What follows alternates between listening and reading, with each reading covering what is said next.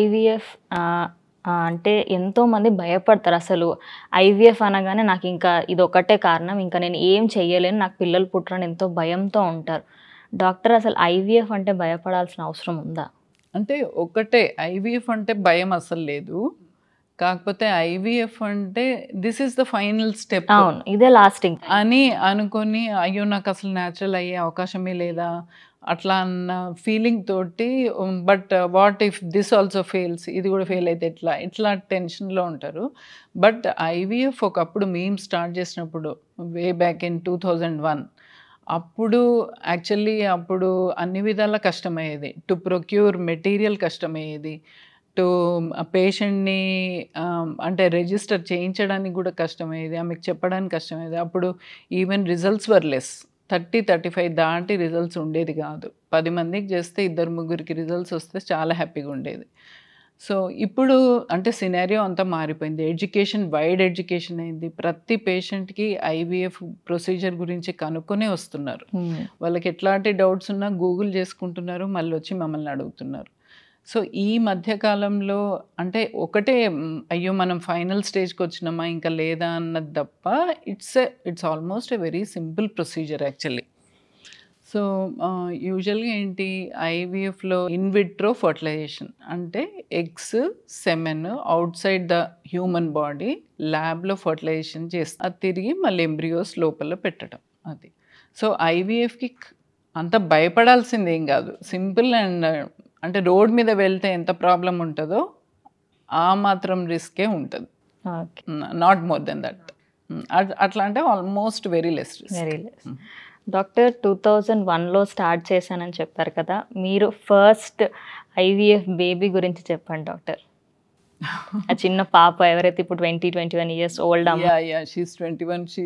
అంటే రీసెంట్గా వాళ్ళ రిలేటివ్ వచ్చి చెప్పినారు షీఈస్ డిగ్రీ చేస్తుందని. వాళ్ళ పేరెంట్స్ దుబాయ్లో ఉండేది. అంటే చాలా చాలా చాలా టెన్షన్ పడేది ఆ రోజుల్లో. ఐవీఎఫ్ అంటే ఎస్పెషల్లీ ఫస్ట్ సైకిల్ కదా, 5కి చేసినాము.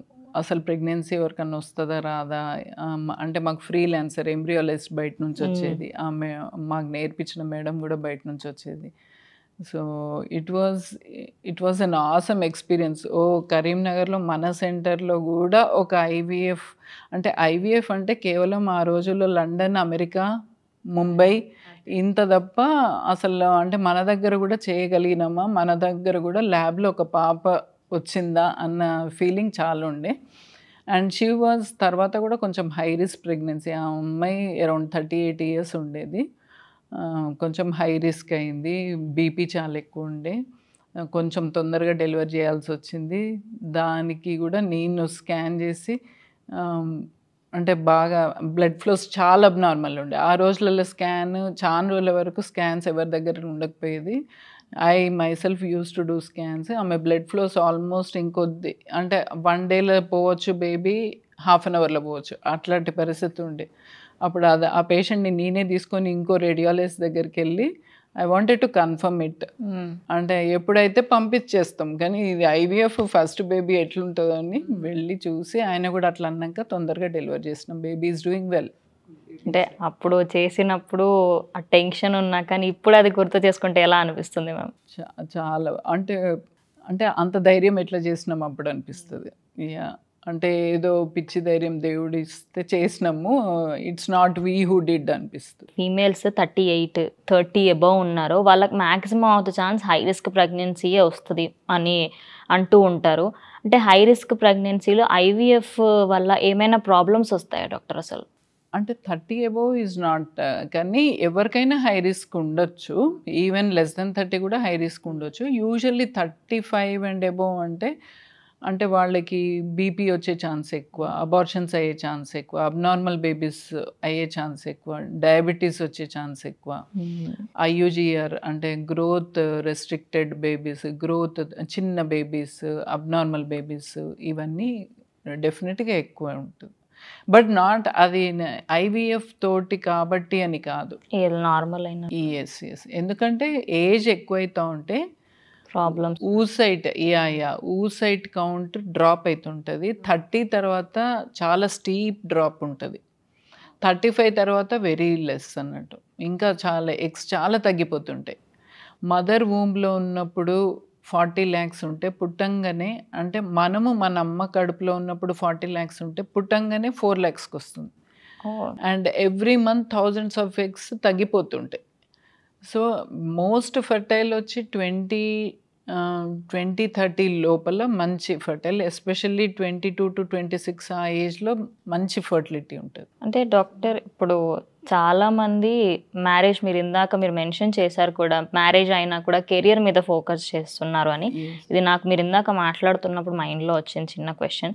అంటే ఇప్పుడు వాళ్ళు ఎలా అయిపోయింది అంటే, ఇప్పుడు పర్వాలేదు లైట్ తీసుకుందాంలే అన్నట్టు అయిపోయింది.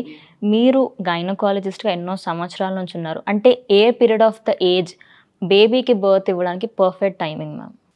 అందుకనే అన్న life is a fine balance. అంటే మేము చిన్నగా ఉన్నప్పుడు మాకు ఇంత వెరైటీగా అనిపించలేదు వరల్డ్. సో ఒక్కరు పని చేసినా పర్వాలేదు, ఇద్దరు పని చేసినా అంటే వరల్డ్ ఇప్పుడు ఓటీటీ చూసినా బోల్డ్ అన్ని ఛానల్స్ ఉన్నాయి, టీవీలో బోల్డ్ అన్ని ఛానల్స్ ఉన్నాయి, వెరైటీ ఆఫ్ ఫుడ్ ఎక్కువైపోయింది, ప్రతిదీ అన్నిట్లో వెరైటీ ఉంది.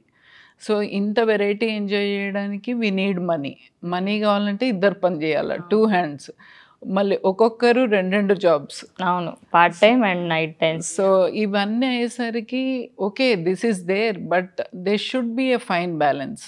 ఒక దగ్గర స్టాప్ అన్నది ఉండాలి. మేబీ అట్లీస్ట్ ఆ ఫీమేల్ ఆ రీప్రొడక్షన్ పీరియడ్లో కొంచెం గ్యాప్ తీసుకుంటే మంచిది.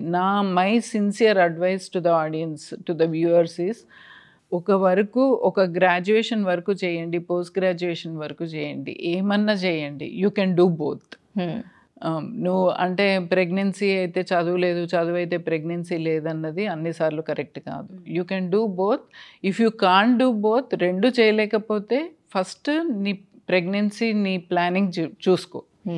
తర్వాత you have so many helpers, ఎంతోమంది హెల్ప్ చేసే వాళ్ళు ఉంటారు, అత్తగారు అమ్మగారు అందరూ ఉంటారు కదా.